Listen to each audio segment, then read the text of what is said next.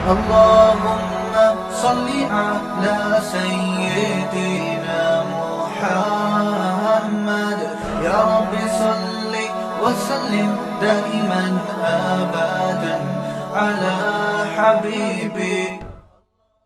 کر رہا تھا کہ اللہ تعالیٰ کی محبت، اگر میں کہہ رہا تھا محبت ایک ایسی زبردست چیز ہے، ایسی زبردست چیز ہے کہ اگر کسی چیز کے غلط ہونے پر دلیل قائم ہو جائے اور آپ کو پتہ ہے کہ یہ 100% غلط ہے، لیکن آپ کے دل میں اس کی ایک دفعہ محبت پیدا ہو جائے تو غلط ہونے کے باوجود آپ اسے حاصل کرنے کی کوشش کرتے ہیں. تو اگر کسی چیز کا دلائل سے برحق ہونا ثابت ہو جائے، جیسے اللہ اور اس کے رسول کا اور آپ کی تعلیمات کا، اسلام کی تعلیمات تو بہت پاکیزہ ہیں، ہر ایک کی فطرت کو اپیل کرتی ہیں،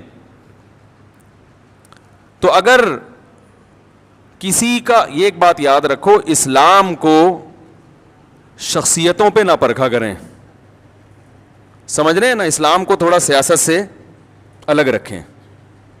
اسلام میں سیاست ہے، سیاست میں اسلام نہیں ہے. اسلام میں سیاست بھی ہے مگر سیاست میں اسلام یہ نہیں ہے. کیونکہ میں بہت زیادہ لوگوں سے جو ہے نا وہ الٹی سیدھی، وہ جو میں نے ایک عمران خان کی تقریر پر حمایت کر دی تھی اس میں بہت سارے اپنے کٹ گئے.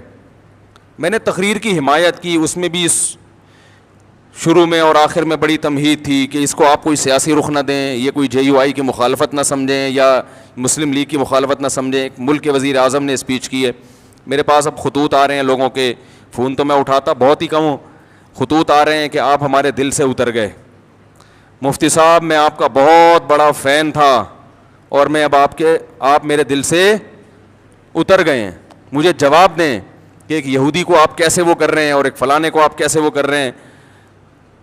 تو میں جواب نہیں دے رہا کیونکہ مجھے پتا ہے جواب دوں گا پھر اس پہ ایک نیا خط آ جائے گا، اس لیے جواب نہیں دے رہا کہ آپ میں جواب کا تحمل نہیں ہے، برداشت نہیں ہے، برداشت نہیں ہے. آپ یہ چاہتے ہیں کہ یعنی اس بنا پر بھائی آپ اختلاف کرو نا، بولو بھائی مفتی صاحب آپ نے جو وزیر اعظم کی تعریف کی غلط کی ہے، اس کا دل سے اترنے سے کیا تعلق ہے؟ کوئی شرعی مسئلہ تھوڑی میں نے بیان کیا ممبر پہ بیٹھ کے. اب بولو بھائی جو آپ دین کی باتیں کر رہے ہو ماشاءاللہ وہ تو بڑی زبردست ہیں، تو اس معاملے میں ہم آپ کے پہلے بھی فین تھے اب بھی فین ہیں. سیاست کے معاملے میں جو آپ نے یہ بات کی ہے وزیر اعظم کی تقریر سے ہم آپ کے متفق نہیں ہیں، ختم ہو گئی بات. مثال کے طور پر میں اگر کوئی میڈیکل سائنس کی بات کروں، میں بتاؤں شوگر کی ایک فلاں دوا ہے، میں نے ڈاکٹر سے سنا ہے بڑی زبردست ہے، آپ نے اس سے بڑے ڈاکٹر سے سنا کہ وہ زبردست نہیں ہے، تو میں آپ کے دل سے اتروں گا؟ بولو نا بھائی، دل سے اتروں گا؟ آپ بولیں گے یار میڈیکل سائنس میں انہوں نے ایک بات کہی ہے ان کی رائے کے مطابق، دوسرے ڈاکٹر نے تو اس کے خلاف کہا ہے، اب آپ کے پاس دونوں آپشن ہیں، اس کی مانیں ہمارے والے ڈاکٹر کی مان لیں، دل سے نہیں اتاریں گے آپ. بولیں گے ان چیزوں سے آدمی نہ دل سے اترتا ہے نہ دل پہ چڑھتا ہے. میں جب طالب علم تھا تو ہمارے ایک استاذ نے ایک نصیحت کی ہمیں، وہ اس وقت نصیحت سمجھ میں نہیں آئی، اب آتی ہے سمجھ میں. انہوں نے کہا دیکھو عوام کی عقیدت سے کبھی متاثر نہیں ہونا، صحیح ہے نا، جو عوام آپ سے کہنا حضرت حضرت ماشاءاللہ ماشاءاللہ آپ کے چپل بھی اٹھا رہے ہیں، اس سے کبھی متاثر نہیں ہونا، دھوکے میں نہیں آنا. میں نے کہا کیوں؟ انہوں نے فرمایا 2 منٹ میں ان کی عقیدت تیل ہو جاتی ہے.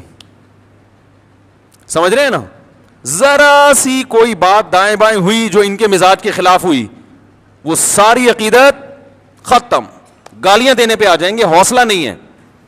مولانا طاری جمیل صاحب کے ساتھ کیا کیا ہے؟ انہوں نے اگر عمران خان کی تعریف کر دی، آپ کہہ دو غلط تعریف ہے، ختم. ساری زندگی کی ان کی محنت، ہزاروں گناہگاروں کو ان کے ہاتھوں اللہ نے توبہ کی توفیق دی.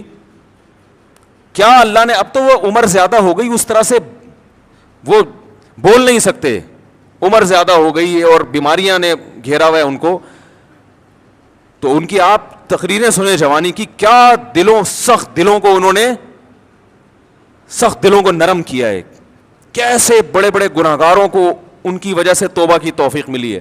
ساری زندگی کی محنت ایک طرف، ایک وزیر اعظم کی ذات پر انہوں نے تھوڑی سی بات کر لی کہ اچھا آدمی ہے، تو وہ ساری محنت اور وہ عقیدت ایک دم हवा हो गई। हमने तो उसकी ज़ात की तारीफ भी नहीं की है, हमने तो ये कहा ही नहीं कि अच्छा है क्या बुरा है, हमने तो ये कह दिया तकरीर अच्छी है। उस पे खुतूत आ रहे हैं, आप हमारे दिल से उतर गए। मैं, कोई कह रहा है मैं 8 साल से सुन रहा था, कोई कह रहा है मैं 15 साल से सुन रहा था, कोई कह रहा है मैं जनाब आपको, मैं तो सारी सारी रात आपके बयान बैठ के सुना करता था, सोता नहीं था, लेकिन आप मेरे दिल से हमेशा के लिए उतर गए हैं। भाई इतना तो फिर आज इस बात पे नहीं, कल किसी और बात पे उतर जाएगा आप उतर जाओगे आप ट्रैक से। इतना छोटा ज़र्फ अगर रखोगे तो दुनिया में किसी से भी फ़ायदा नहीं उठाओगे, इसलिए कि आज आप दिल से अकीदत कर रहे हो ना, और अकीदत में गुलूव की वजह से हमारे आपके दिल से हम उतर रहे हैं, कल उनसे कोई मिस्टेक होगी वो भी आपके दिल से उतर जाएंगे। तो ऐसे आदमी के दिल में कभी कोई पनप सकता ही नहीं है। ज़र्फ बड़ा रखें, ये बोल लिया करें भाई गलती हो गई मुफ्ती साहब से, आपका ख्याल अगर है कि हमने गलत कहा, भाई मुफ्ती साहब बहुत अच्छे, आपके ख्याल में, वो तो अल्लाह ही जानते अच्छे हैं कि नहीं है, लेकिन आप कह रहे हैं भाई मेरे ख्याल में मुफ्ती साहब बहुत अच्छे, ये वाली बात मुफ्ती साहब की मैं इससे मुत्तफिक नहीं हूँ, ख़त्म। इसमें कौन सा मसला है भाई? इतना बढ़ाते हैं यार इन छोटी छोटी बातों को। आप बोलो हज़रत मौलाना तारिक जमील साहब बहुत अच्छे, अल्लाह ने उनसे बड़ा काम लिया, बड़ा तक़वा, बड़ी लिल्लाहियत, ये जो उन्होंने इमरान खान की तारीफ़ की, आप जो उनसे इख्तलाफ करते हैं, बोले भाई इस मामले में मैं उनकी राय से मुत्तफिक नहीं हूँ, बाकी उनका काम अल्लाह ने अक़ीदत मोहब्बत है उनसे, अल्लाह उनकी उम्र में बरकत दे, ये वाली। और कभी मुलाकात हुई तो मैं उनसे कह दूंगा कि हज़रत ये आपने अच्छा नहीं किया, बस ख़त्म। जिनकी राय में उन्होंने अच्छा नहीं किया और जिनकी राय में अच्छा किया वो कहें बहुत अच्छे, कीप इट अप ठीक है। तो इतना छोटा ज़र्फ, इतना छोटा ज़र्फ, और जिसका ये ज़र्फ होता है वो किसी भी जगह नहीं पनपता। देखो रसूलुल्लाह सल्लल्लाहु अलैहि वसल्लम ने इरशाद फरमाया, ख़वातीन से खिताब किया कि औरतें जहन्नम में मर्दों से ज़्यादा होंगी। ख़वातीन ने पूछा क्यों? इस हदीस में तो है औरतें ज़्यादा होंगी, दूसरी हदीस में आता है जन्नत में भी औरतें ज़्यादा होंगी, एक और हदीस है। ये मैं इसलिए कह रहा हूँ कि ख़वातीन डर जाती हैं कि हम यहाँ भी वहाँ भी, हमें दुआ कर खाओ, ये क्या मजाक है ठीक। वजह उसकी है कि ख़वातीन की आबादी ही ज़्यादा होगी, तो ज़ाहिर है इधर भी ज़्यादा तो उधर भी ज़्यादा। तो पूछा गया भाई वजह क्या है? आपने फरमाया तकफुरनल आशीर, शौहर की नाफरमानी करती हो, नाशुक्री, नाफरमानी नहीं कुफ्र कहते हैं नाशुक्री को। कैसे नाशुक्री? फरमाया सारी ज़िंदगी खिलाता है पिलाता है। आज कोई मर्द बीवी को छोड़ दे, बेचारी का क्या पुरसान हाल होता है हमारे माशरे में। घर उसको लेके देता है, गैस बिजली का बिल, छत मुहैया की, उसको तहफ़्फ़ुज़ दिया, उसकी औलाद का हमेशा के लिए मुहाफ़िज़ बना, इतने बड़े बड़े इनामात एहसानात। और नबी ने फरमाया किसी दिन थोड़ी सी ऊंच नीच हो जाए, उसकी तनख्वाह कम हो गई बेचारे की, अब गोश्त नहीं ला पा रहा, तोरियों पे गुजारा करवा रहा है, नाश्ते में अंडे का इंतज़ाम नहीं कर सका, आज बेगम बग़ैर नाश्ते के रह लो, आज नाश्ता नहीं करते, ठीक है ना, थोड़ी तनख्वाह मेरी, हालात टफ चल रहे हैं, या नाश्ता करो मगर अंडा ना मंगवाओ, पराठा डबो के, मुफ्ती साहब ने कहा डबो के खाने का अपना ही मज़ा है, तो आज हम पराठा चाय में डबो के खा लेते हैं। तो नबी सल्लल्लाहु अलैहि वसल्लम ने फरमाया कभी कुछ हो जाए ना तो क्या औरत ताना कैसा देती है, मा रअयतु मिनका खैरन क़त्तु, मैंने कभी भी आपसे खैर, सब औरतें नहीं लेकिन बहुत सी औरतें ये काम करती हैं कि मैंने आपसे कभी खैर नहीं देखी, मैं इस घर में आई हूँ मुझे मिला क्या है। कितना बड़ा ज़िंदगी भर के हमारे मुस्लिम मुआशरे में तो मर्द तो बहुत ज़्यादा तहफ़्फ़ुज़ देता है, कैसे बाप अपनी बेटी के लिए रिश्ते तलाश कर रहे होते हैं क्योंकि अच्छा आदमी मिल जाए, और फिर तलाक से डरती भी हैं, कहती हैं तलाक दे के मुझ पर जुल्म कर दिया, मुझे ये कर दिया। तलाक दे के क्या किया उसने? अपने आप से जुदा कर दिया ना, तो अब रो क्यों रही हो? इसका मतलब वो ना देता तो तुम पर एहसान था उसका कि उसने तुम्हें ठिकाना दिया हुआ है, और देना गलत समझा जाता है मुआशरे में, इसलिए कि वो जो तमाम तहफ़्फ़ुज़ात उसने दिए हुए थे वो तुमसे छीन लिए हैं। तो नुकसान औरत का होता है कि नहीं होता? तो कितनी बड़ी फजीलत है। लेकिन नबी ने फरमाया कि तकफुरनल अशीर, जो अशीर है ना हमेशा साथ रहता है, तो उसकी नाशुक्री करती हो। तो भाई इससे साफ पता चलता है कि जब किसी की खिदमात ज्यादा हों, बाप और माँ का भी यही हुक्म है, अब्बा को बर्दाश्त करने का हुक्म है कि नहीं है? आपके वालिद साहब अगर आप JUI में और अब्बा PTI की तारीफें शुरू कर दें इमरान खान की, अब्बा को बोलोगे अब्बा आप मेरे दिल से उतर गए? बोलोगे? بولو نا بھائی. آپ جے یو آئی کے ہو, آپ دھرنے میں شرکت کے لیے جا رہے ہو, اور ابا نے کہا عمران خان زندہ باد. آپ بولو گے یار ابا ایسی باتیں نہیں کرو یار, بس یہی بولو گے نا, ابا یہ نہیں کرو یار, میں دھرنے میں جا رہا ہوں, آپ کہہ رہے عمران خان زندہ باد. آپ ابا کو لکھ کے دو گے ابا آپ میرے دل سے اتر گئے. ابا بولے گا دفع ہو یہاں سے, میں تیرے دل سے اتر گیا, تو میرا باپ ہے جو مجھے تانے دے رہا ہے, دل سے اتر گیا, تیری اوقات کیا؟ باپ یہی کہے گا نا, میں نے جنا ہے تجھے, ساری زندگی میں نے کھلایا پلایا. تو ماں کو بھی کوئی تانا نہیں دے سکتا. ہمیں یاد ہے جب ضیاء الحق کا دور تھا, ہم بہت چھوٹے بچے تھے اس وقت, تو ضیاء الحق نے ریفرینڈم کروایا تھا کہ اسلام چاہتے ہو تو ہاں, اسلام نہیں چاہتے تو نہ. بہت ہوشیار آدمی تھا ضیاء الحق بھی. اس نے ریفرینڈم کروایا تھا کہ اگر آپ اسلام چاہتے ہیں تو مزید 5 سال کے لیے مجھے ووٹ دے دیں. تو ہمارے خاندان میں ایک بوڑھی خاتون ہیں, اب تو بوڑھی ہو گئی, اس وقت تو اتنی بوڑھی نہیں تھی, وہ ہماری محرم رشتہ ہے ان سے, وہ نا پہ ٹھپا لگا کے آ گئیں. اور ہم نے کہا بھائی کیا اسلام نہیں چاہیے؟ انہوں نے کہا اسلام چاہیے, ضیاء الحق نہیں چاہیے ہمیں. انہوں نے کہا اسلام چاہیے ہمیں, ضیاء الحق نہیں چاہیے. ان کو نہیں پسند ہوگا ضیاء الحق. تو باقی اکثر لوگ ہاں پہ جا کے ٹھپا لگا رہے تھے. تو ہمیں ان کی بات پہ ہنسی آئی. ہم جو تھے ضیاء الحق کی طرف تھے, ہم سمجھتے تھے کہ بھئی یہ دیندار آدمی ہے, تہجد گزار آدمی ہے, یہ اسلام کو, اور اس نے بہت حد تک کیا بھی ہماری رائے کے مطابق کام. وفاقی شرعی عدالت بنائی, مفتی تقی صاحب کو اس کا جج بنایا, حدود آرڈیننس سارے ضیاء الحق کے ہی بنائے ہوئے ہیں. اس کے دور میں جو جتنی ٹی وی اینکرز تھی سب کے سر پہ دوپٹہ ہوتا تھا. بہت سارے کام اس نے کیے, اور بہت سارے کر سکتا تھا, مگر لوگوں نے اس کا ساتھ نہیں دیا. لیکن اس میں بھی رائے کا اختلاف ہو سکتا ہے, کوئی کہتا ہے امریکی ایجنٹ تھا, کوئی کہتا ہے کیا ہوا. ایسا نہ ہو جو تھوڑے بہت جن کے دلوں سے میں نہیں اترا, اب ان کے دلوں سے بھی اتر جاؤں کہ آپ تو ضیاء الحق کی حمایت کر رہے ہو. تو 2 منٹ لگتے ہیں دل سے اترنے میں. تو وہ نا پہ لگا کے آ گئیں. اب وہ ہمارے خاندان کی بڑی خواتین, ہم ان سے یہ کہتے ہیں آپ ہمارے دل سے ہمیشہ کے لیے اتر گئیں. تو بھائی رشتے ہیں جو ٹھیک ہے نا کا, اور ہم نے بظاہر تو یہ کفر ہے نا کہ اسلام نہیں چاہیے, وہ کہتی ہے اسلام چاہیے. یہ ضیاء الحق نے اسلام کا ان کے رائے کے مطابق لیبل لگایا ہوا ہے کہ اب اسلام تو ہر آدمی کہے گا نا ہاں, تو ہاں کا مطلب یہ کہ اگلے 5 سال کے لیے میں دوبارہ آ رہا ہوں. تو بھائی ہمارے اپنے رشتے داروں میں ہم جب بیٹھتے ہیں, کوئی جے یو آئی کی حمایت کر رہا ہوتا ہے, کوئی پی ٹی آئی کی حمایت کر رہا ہوتا ہے. اب جو خاندان کے بڑے بزرگ ہیں ہم ان سے تمیز سے احترام سے تھوڑی سی ڈیبیٹ کر لیتے ہیں, بحث کر لیتے ہیں. بھائی ٹھیک ہے آپ کی رائے ہے, بڑے بزرگ تو بزرگ ہی رہیں گے. اب یہ تھوڑی کہ وہ پی ٹی آئی میں چلا گیا تو وہ ہمارے دل سے اتر گیا, وہ جے یو. بھائی بڑے خاندان کے رشتہ ہے. دوست احباب میں بھی ایسا ہی ہوتا ہے. ہم جب بیٹھتے ہیں ہمارے دوستوں میں, ہمارے شاگردوں میں, میرے شاگردوں میں کوئی جے یو آئی کا ہے, کوئی پی ٹی آئی کا ہے, وہ بیٹھے ہوئے ہوتے ہیں. اب وہ کہ آپ ہمارے دل سے اتر گئے, میں کہوں گا بس دل سے اتر گئے تو میں تو سبق نہیں پڑھاؤں گا. جب تمہارا استاد سے تمہیں عقیدت محبت ہی ختم ہو گئی تو میں تمہیں تفسیر کیوں پڑھاؤں؟ میں کیوں پڑھاؤں بھائی تمہیں تفسیر؟ اتنا بڑا تانا تم نے دے دیا کہ آپ ہمیں سمجھ میں ہی نہیں آ رہے نا, تو جب پھر اس سے پڑھو جو تمہیں سمجھ میں آ رہا ہے. جو سمجھ میں نہیں آ رہا اس سے کیوں پڑھ رہے ہو؟ تو چھوٹا دل نہ رکھو میرے بھائی, ظرف کو کیا کرو, دوسرے کی رائے سننے کا تحمل پیدا کریں. رائے سننے کا تحمل پیدا کریں. میں بہت کچھ بول سکتا ہوں ممبر پہ بیٹھ کے, بہت کچھ دلائل کے تانے بانے ملا سکتا ہوں, آپ بھی ملائیں, لیکن ہم تو ایک اصولی اور ضابطے کی بات کر کے آگے نکل جاتے ہیں کہ اصول اور ضابطے میں بھئی یہ ہم یہ کہہ رہے ہیں کہ یہ کام اچھا کیا, فلاں اگر کرے گا تو ہم اس کو بھی اپریشیٹ کریں گے, فلاں آدمی کا فلاں کام اچھا ہے, اور وہ قرآن و سنت نہیں بن جاتا, وہ ہماری رائے ہوتی ہے. تو اگر کوئی عالم پی ٹی آئی میں چلا جاتا ہے, میں کہتا ہوں کوئی عالم دین اگر پی ٹی آئی میں چلے بھی جائیں, دیکھو ایک زمانہ تھا, سیاسی باتیں نہیں کرنی چاہیے لیکن اب وہ دین کی جب تک میں مثال نہیں دوں گا تو جو میں شریعت ہی کا قاعدہ بتانا چاہ رہا ہوں سمجھ میں نہیں آئے گا. ایک زمانہ تھا کہ ایم کیو ایم بڑے عروج پر تھی.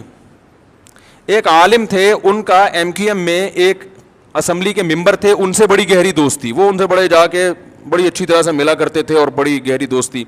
کسی نے اعتراض کیا کہ حکمرانوں سے تعلق ہے بھائی, کہ جب بھی اسمبلی کا ممبر آئے گا اور یہ جناب اس سے بڑے اچھے طریقے سے ملیں گے, اس کو چائے بھی پلائیں گے, یہ تو چاپلوسی کر رہے ہیں.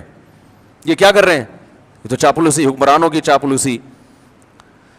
تو میں نے ان سے کہا بھائی دیکھو، ایک جب کوئی بھی حکومت میں ہے تو اس کے خلاف چلو گے تو آپ اپنے کام نہیں نکلوا سکتے، اور اگر آپ اس سے دوستی لگا کے بہت سارے دینی کام کروا سکتے ہیں اس سے، تو یہ چاپلوسی نہیں ہے، یہ شریعت میں عین مطلوب ہے.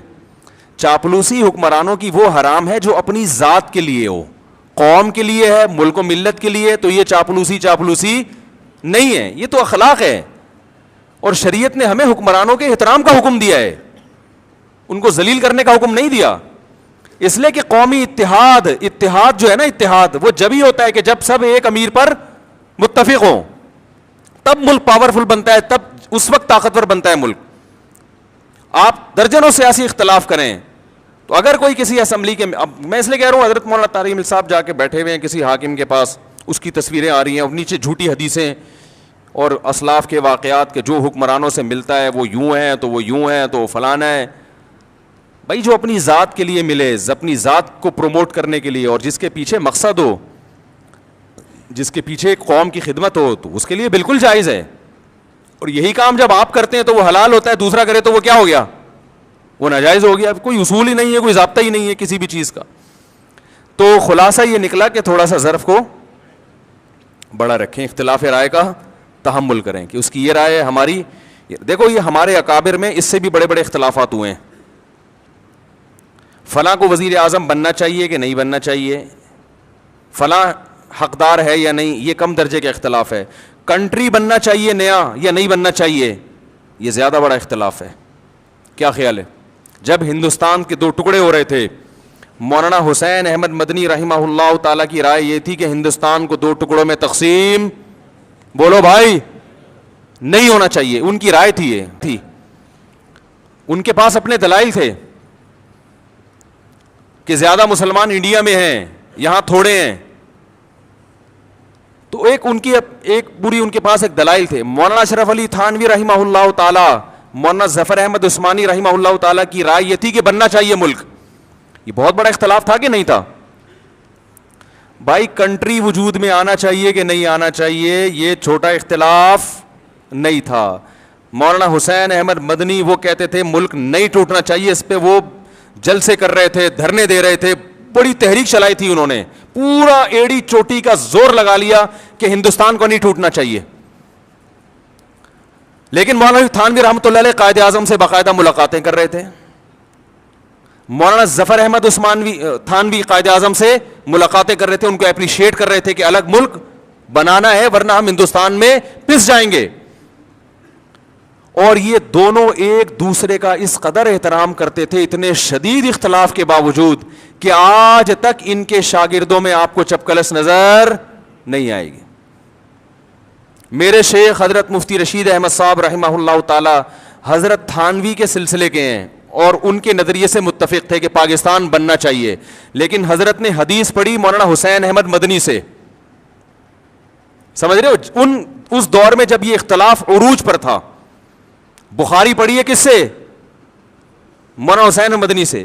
اتنے شدید اختلاف کے باوجود ہمارے حضرت فرماتے ہیں مجھے مولانا حسین احمد مدنی سے اتنی عقیدت تھی کہ میں درس میں ان کے قریب آ کے بیٹھا کرتا تھا اور جہاں موقع ملتا ان کے پاؤں کے تلووں پہ اپنا ہاتھ لگاتا. ایک عشق کی حد تک محبت تھی نا، اتنی محبت. کتنا بڑا اختلاف! اس لیے کہ انہوں نے اس اختلاف کو آپس کی نفرتوں کا ذریعہ نہیں بنایا، آپس کی نفرتوں کا ذریعہ نہیں بنایا. مولانا تھانوی رحمہ اللہ تعالیٰ کو کسی نے فرمایا کہ ابو الکلام آزاد جو ہیں وہ پاکستان بننے کے قائل نہیں ہے، وہ آپ سے بحث کرنا چاہتے ہیں.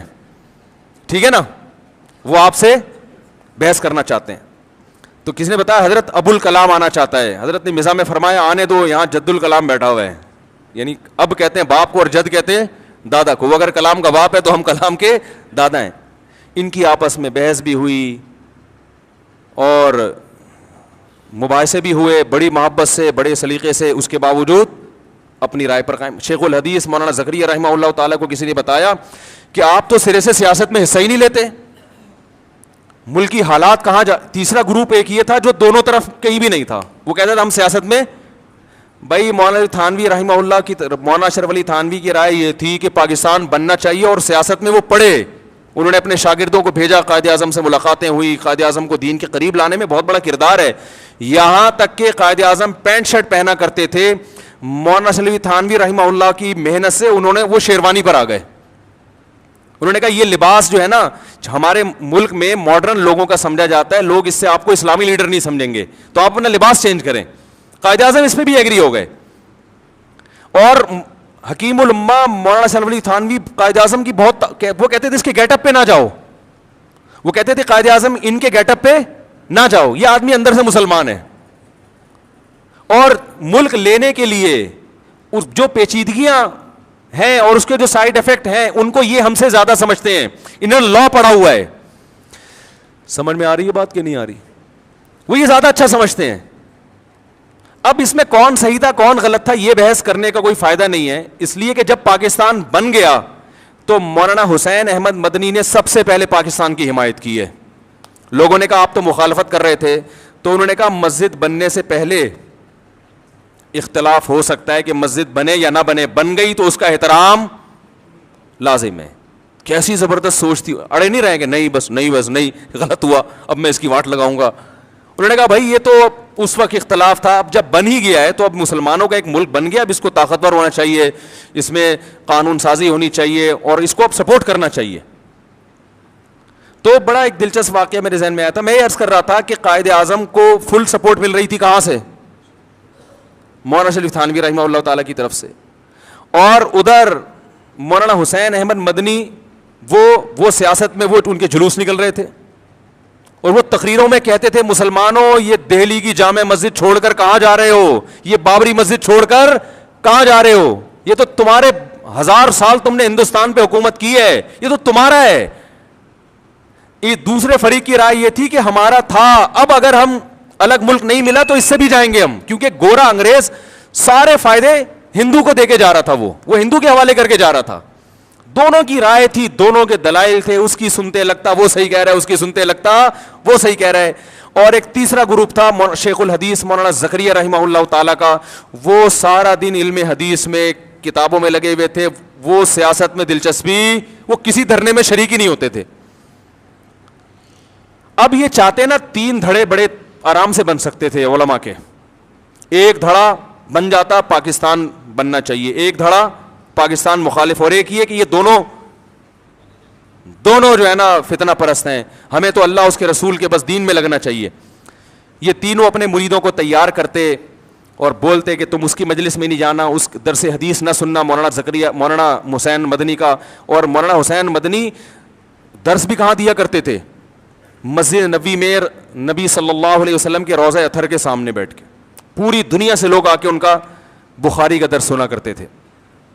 یہ اتنا یعنی علم حدیث پہ عبور تھا کہ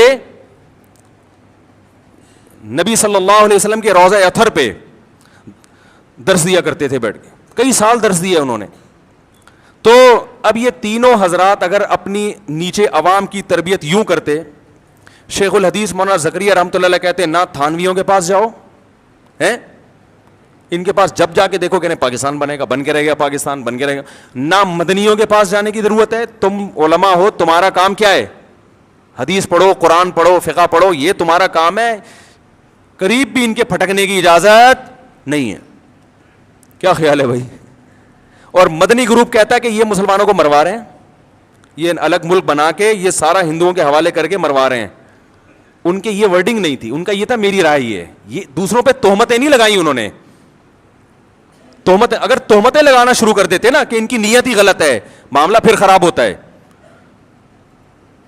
معاملہ جب خراب ہوتا ہے جب آپ دوسرے کی نیت پہ ڈاکہ ڈالنا شروع کر دیں کہ یہ بندہ ہی غلط ہے, یہ ان کی نیت. بھائی نیت کیسے, کوئی قرآن میں تھوڑی لکھا ہوا ہے کہ پاکستان بننا چاہیے کہ نہیں بننا چاہیے, یہ تو رائے ہے نا, تو 2 رائے بن سکتی ہیں.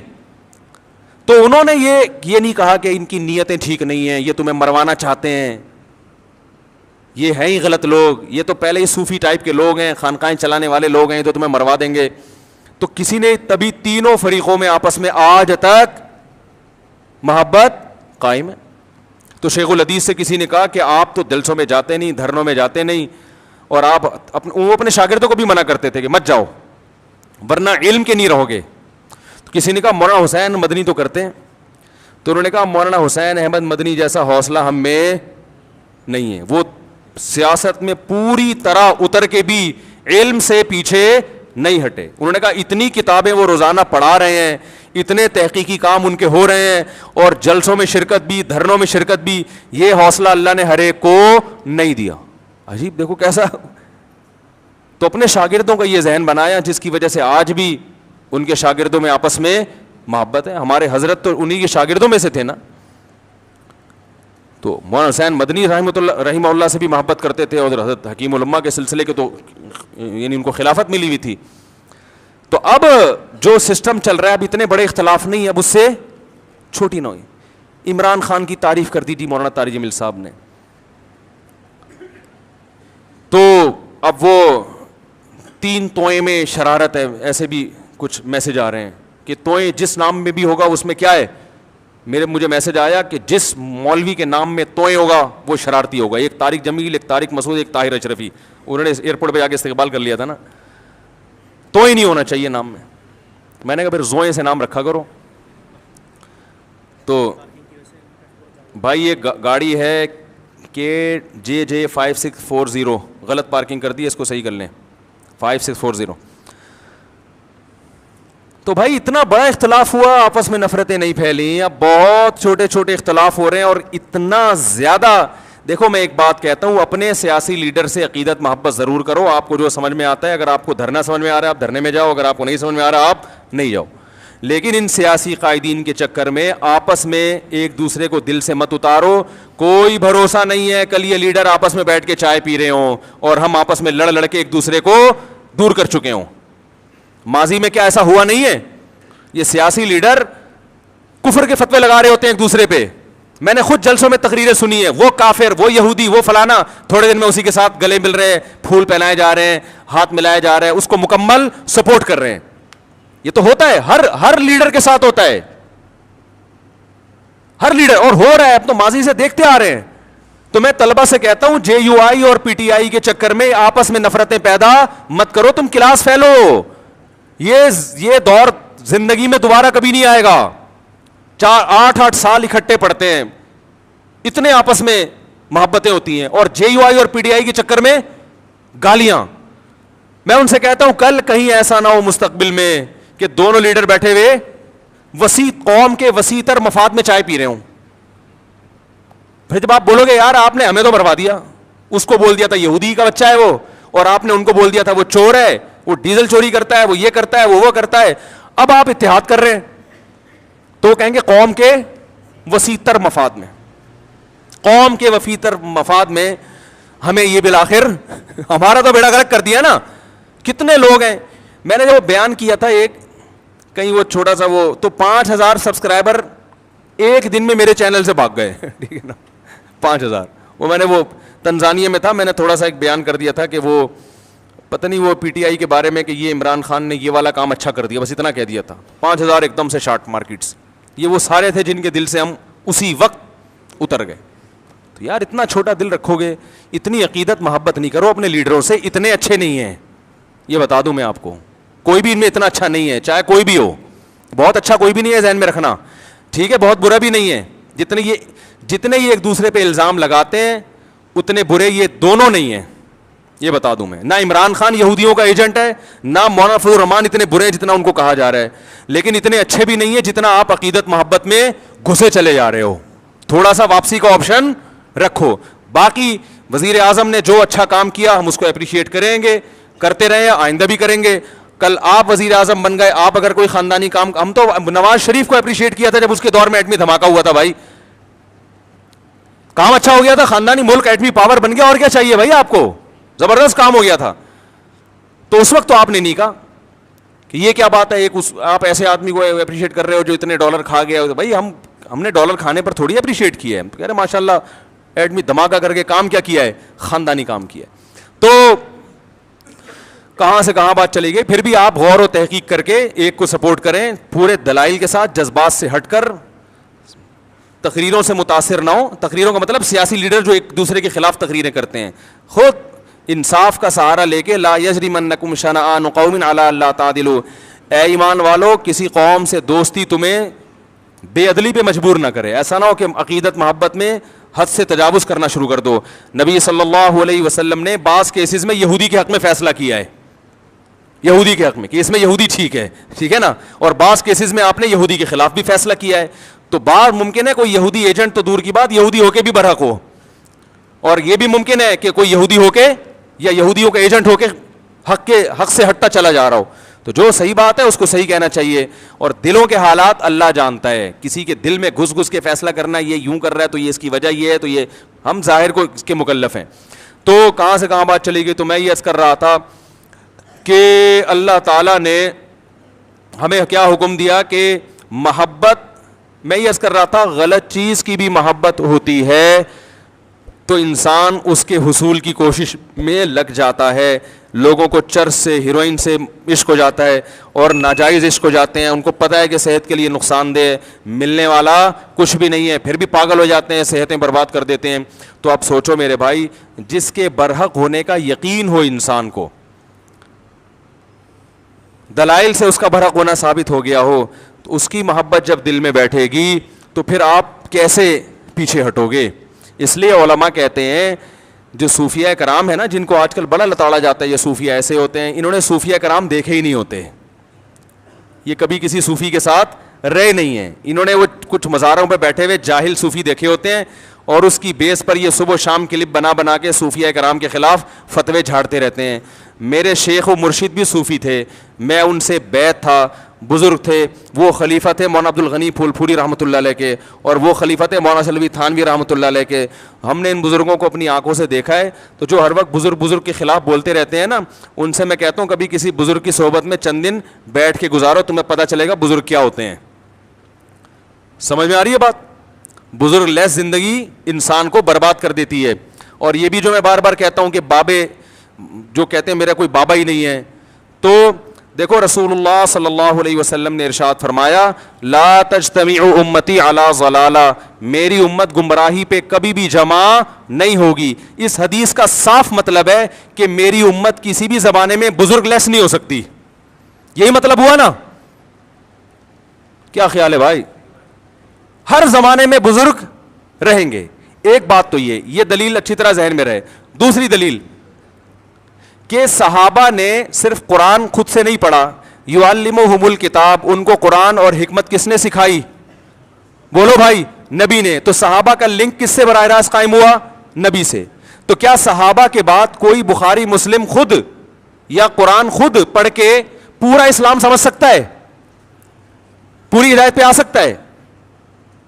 قرآن میں یہ نہیں ہے کہ اللہ نے، نبی نے صحابہ کو حدیث بتائی ہے، یعلم سکھائی ہے. سیکھنا تربیت کو کہتے ہیں، ٹریننگ. صحابہ نے حدیثوں کا علم بھی حاصل کیا اور ساتھ ساتھ پیغمبر سے سیکھا بھی ہے.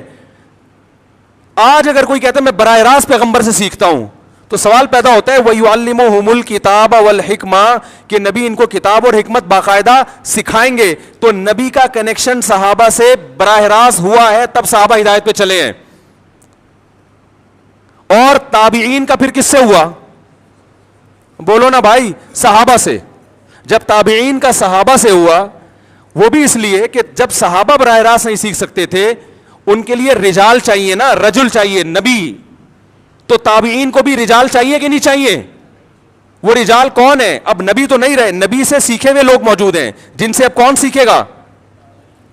تابعین سیکھیں گے. اور انہوں نے سیکھا. تبھی تابعین کی جب بھی ہم سیرت پڑھتے ہیں فلاں کی اتنے سال صحبت اٹھائی، فلاں کے پاس اتنے سال رہے، ورنہ وہ بھی حدیثوں کی کتاب جمع کر کے پڑھنا شروع کر دیتے. کسی کی صحبت میں رہنے کی ان کو کیا ضرورت تھی؟ پھر تابعین کے بعد تبع تابعین. یہ اہل حق کا جو سلسلہ ہے، روحانی باپ دادا ان کو کہا جاتا ہے، یہ سلسلہ قیامت تک چلتا رہے گا. اس سلسلے میں گمراہ لوگ بھی پیدا ہوں گے، لیکن اگر اہل حق پیدا ہوں گے تو وہ بھی اسی میں پیدا ہوں گے، اس کے علاوہ نہیں ہو سکتے. نہیں آ رہی میرا خیال ہے بات سمجھ میں؟ اس سلسلے سے جو ہٹے گا نا وہ کبھی بھی ہدایت پہ نہیں ہو سکتا، چاہے وہ بخاری مسلم کے صبح شام حوالے دے دے کے آپ کو الو بناتا رہے بیٹھ کے. اس کا مطلب وہ غلط تشریح کر رہے ہیں حدیثوں کی، وہ ہدایت پر نہیں ہے. اب میں ان گمراہ لوگوں سے مطالبہ کرتا ہوں کہ اپنے روحانی باپ دادا کا سلسلہ پیش کرو. وہ کہتے ہیں امام بخاری, وہ کہتے ہیں امام ترمذی, 8 سے 1100-1200 سال پہلے چلے جاتے ہیں. اس کا مطلب یہ ہے کہ 1500 تقریباً 1200 سال سے امت بزرگ لیس چلی آ رہی ہے نا, جبکہ یہ صحیح حدیث کے, بولو بھائی, خلاف ہے. یہ تو حدیث میں تو بزرگ لیس امت ہوگی نہیں. سلسلہ میں آپ کو 10 دفعہ اپنا سلسلہ بتا سکتا ہوں الحمدللہ, کہ میں نے کن علماء سے علم حاصل کیا, حدیث کس سے پڑھی, حدیث کا سلسلہ محمد صلی اللہ علیہ وسلم تک پہنچاؤں گا, تفسیر کا سلسلہ محمد صلی اللہ علیہ وسلم تک پہنچاؤں گا. میں جو قرآن پڑھتا ہوں تجوید کے ساتھ, وہ سلسلہ نبی صلی اللہ علیہ وسلم تک پہنچاؤں گا. تزکیہ, قرآن نے کہا وَيُزَكِّيهِمْ, نبی ان کا تزکیہ بھی کریں گے. تزکیہ کا مطلب ایسی تربیت کرنا کہ ظاہر باطن پاک صاف ہو جائے, انسان بن جائے انسان. یہ تزکیہ میرا ہوا کہ نہیں ہوا یہ تو میں نہیں دعویٰ کرتا, لیکن تزکیہ کی کوشش ہم نے کن بزرگوں سے کی, ان بزرگوں کا کس کا سلسلہ, پھر ان کے بزرگ کون تھے, ان کے کون تھے, یہ میں محمد صلی اللہ علیہ وسلم تک پہنچا سکتا ہوں. تو ہم ان گمراہ لوگوں سے یہ کہتے ہیں کہ آپ ایک دم جو اٹھ کے آ گئے 15ویں صدی میں, اور آپ قرآن و حدیث کے نام پہ آپ کہتے ہیں فلاں بابا بھی ایسا, وہ فلاں بھی ایسا, وہ فلاں بھی ایسا. پھر ہم کہتے ہیں صحیح سچی مچی کے بابے کون ہیں, وہ تو بتا دو نا. وہ کہتے ہیں سچی مچی کے امام بخاری ہیں. اس کا مطلب امام بخاری کے بعد یا تو پیدا نہیں ہوئے, یا آپ ان کا نام بتانے سے شرما رہے ہو. ٹھیک ہے نا, کیونکہ جن بزرگوں کا آپ نام لوگے نا, ان میں آپ کے باپ دادا نہیں آ رہے ہوں گے, حنفی آ رہے ہوں گے یا شافی آ رہے ہوں گے. صحیح ہے نا. ہندوستان میں جتنے بھی آئیں گے سارے بزرگ آگے جا کے حنفی, سب حنفی ہو جائیں گے. اور آپ کو لفظ حنفیت سے کیا ہے چھیڑے, آپ سارا دن انہی کے خلاف بولتے رہتے ہو, تو آپ ان کو اپنے کھاتے میں کیسے ڈالو گے آپ. یا کوئی ایسا آ رہا ہوگا جس کے نظریات سے آپ کے نظریات بالکل مختلف ہوں گے. تو یہ خوب یاد رکھیں کہ انسان ریسرچ کے قابل یا تحقیق کے قابل یا ہدایت میں جس کو فالو کیا جائے, اس کی سب سے پہلی شرط یہ ہے کہ وہ یہ بتائے کہ میں نے علم کس سے حاصل کیا, اور پھر جس سے حاصل کیا اس کا برحق ہونا کس لیے ثابت کرے اس نے کس سے, اس کا بابا کون تھا, اس کا بابا کون تھا. یہ بابوں کے بغیر آپ اس فہرست میں حدیث کی روشنی میں آ ہی نہیں سکتے جن کو ہدایت یافتہ کہا گیا ہے. نہیں یاری بات. تو یہ جو کہتے ہیں نا میں بابی نہیں ہوں, یہ خود اپنی گمراہی پہ مہر لگا رہے ہوتے ہیں. ہاں, بابوں کی دیر آر 2 types آف باباز, گمراہ اور اہل حق. تو آپ نے ہمارے والوں کو تو سب کو گمراہ قرار دے دیا, تو آپ اہل حق دکھائیں, ہم ان کو فالو کرنا شروع کر دیں گے. سمجھ رہے ہو نا.